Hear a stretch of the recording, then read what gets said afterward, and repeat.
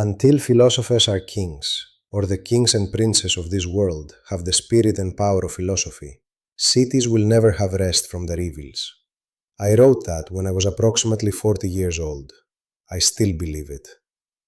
I am aware that most people find it arrogant.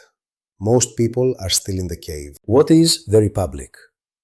It is a dialogue, a conversation, not a lecture. Socrates speaks with several men, and together they attempt to answer one question: what is justice? That question turns out to require building an entire city from scratch, in argument, to examine justice at a scale large enough to see clearly. Along the way, we discuss the nature of the soul, the purpose of education, the structure of government, the danger of democracy, and what reality itself actually is. It is the founding document of Western political philosophy. Where were you when you wrote this? What had happened? Socrates had just been killed. In 399 BC, the democracy of Athens, the system my city took extraordinary pride in, put my teacher on trial. The charges were impiety and corrupting the youth. What he had actually done was spend his life in the marketplace asking people to examine their beliefs.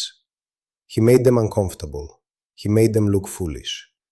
And Athens, recently humiliated in war and desperately anxious about its own stability, decided it had had enough of him. 501 citizens voted. 280 voted to kill him. He was given hemlock and he drank it. I described the trial afterward as a doctor being persecuted by a pastry chef and judged by a jury of children. I stand by that description. I had believed in democracy. I had relatives who served in government, on both sides, oligarchs and democrats. I had watched both factions govern badly, but democracy killing Socrates was something I could not absorb politically. After that vote, I came to the conclusion, and I have written as much, that all existing governments were bad and almost beyond redemption. The Republic is my answer to that conclusion. If existing governments are all corrupt, what would a just one look like? I spent the rest of my life trying to find out. Why did you write it as a dialogue?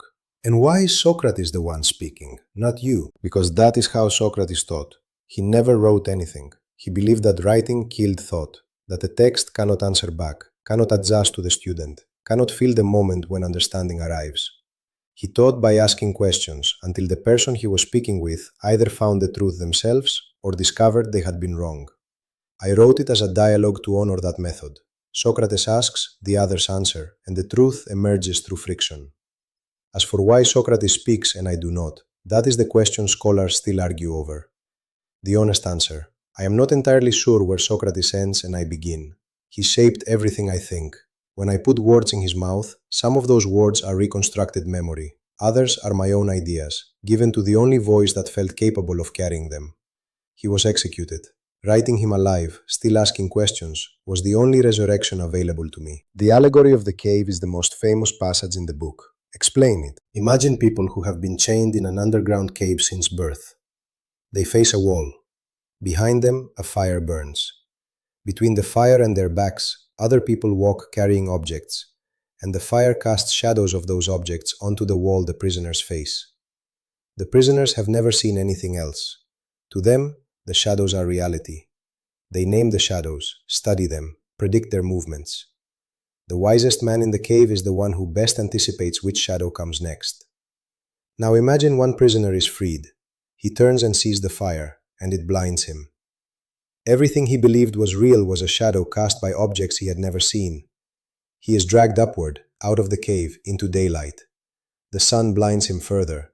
Slowly, painfully, he adjusts. He sees the real world for the first time. And then, he is sent back down. Back into the cave, where he can no longer see in the dark as well as the others. He tries to tell them what he saw. They think he is mad. They tell him the journey has damaged his eyes, and if he tries to free them, if he tries to show them the way out, they will kill him. I wrote that allegory 20 years after Socrates drank the hemlock. What are the shadows? What is the sun? The shadows are everything we take for knowledge based only on our senses. What we see, hear, touch, the material world. These things are real in one sense, but they are copies of something more real. They are reflections, not the thing itself. The sun is the form of the good, the highest reality, the source from which everything true and beautiful and just derives its existence. Behind every particular beautiful thing, there is beauty itself, an eternal, unchanging form of which the beautiful thing is an imperfect copy. Behind every just act, there is justice itself. The forms are more real than the things we can touch, because they do not change, do not decay, do not depend on any particular matter to exist. Most people live their entire lives in the cave. They are not stupid. They are simply unaware that there is a way out. Education, real education, is turning the soul toward the light, rotating it until it faces the right direction. You argue that philosophers should rule. Most people find this deeply uncomfortable. Most people find it uncomfortable because they misunderstand it. I am saying something very specific. The person best suited to govern is the one who would prefer not to. Who has seen the form of the good, who understands justice as a reality, not an opinion, and who, given the choice, would remain in contemplation rather than descend back into the mess of political life. The philosopher king is sent back into the cave, precisely because he does not want to go. Think about what this means for how we should regard those who pursue power eagerly. Anyone who campaigns for authority, who seeks office with enthusiasm, who desires to rule. What do they actually want? The prestige, the recognition, the appearance of importance, shadows, cave things. They have never left. The person qualified to govern is the one who knows exactly what he is giving up by doing so, and goes anyway, because justice requires it. The problem, I acknowledge, is getting such a person to govern, and ensuring the next ruler is equally qualified. These are questions I spent the rest of my life failing to solve practically, including 2 disastrous trips to Syracuse, where I attempted to turn a young tyrant into a philosopher king and nearly ended up enslaved.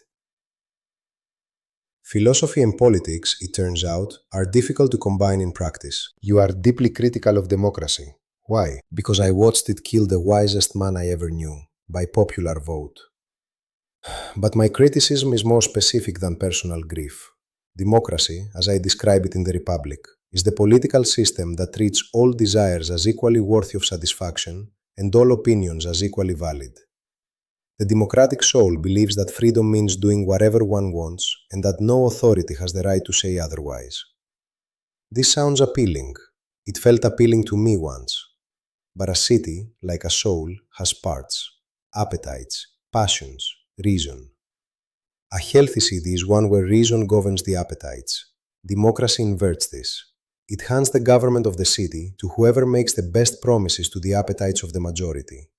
It mistakes popularity for wisdom. It confuses the ability to win votes with the ability to govern justly. And unlimited freedom eventually produces its own opposite.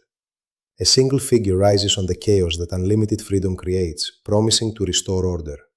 Democracy collapses into tyranny. I wrote that in 375 BCE. I observe that the pattern has repeated itself several times since. What is the one thing someone should understand after reading this? That the question of justice cannot be separated from the question of what you are looking at. If you are in the cave, if your entire understanding of justice, of the good life, of what a society should be, is built on shadows that other people have agreed to call real, then your politics, your ethics, your choices will be calibrated to the cave. You will argue passionately about which shadow is which. You will elect the person who names the shadows most convincingly. The Republic asks you to turn around. I am not asking you to accept my answers. Socrates himself says in the text that he is not certain of all of them. But face the fire. Be willing to be temporarily blinded by something brighter than what you were looking at before. Accept that what you took for knowledge might be a very sophisticated relationship with shadows. The prisoners in the cave do not thank the person who unties them. That is not a reason to leave them tied. Why should someone read the Republic today? Because the questions have not been answered. What is justice? Who should govern and on what basis? What does a good education actually do to a person? Fill them with correct opinions or teach them to question all opinions, including the correct ones? These are the questions underneath every political argument happening anywhere in the world at this moment. Most of those arguments are conducted without anyone asking them. The book is also worth reading for its failures. I proposed at one point that the philosopher king should take children from their families and raise them collectively for the good of the city. I had reasons. They are not good enough reasons. Following an argument to its logical conclusion and then looking honestly at where it has led you, That discipline is itself something the book can teach, even when the conclusion is wrong. If you take nothing else from it, take the cave. Sit with that image for an afternoon. Ask yourself what your shadows are, what you have been examining your whole life, very carefully, very intelligently. That might be a reflection of something you have never actually turned to face. That question is uncomfortable, I am aware. Socrates made people uncomfortable his entire life. Athens eventually ran out of patience with the discomfort and handed him a cup of hemlock. The question survived.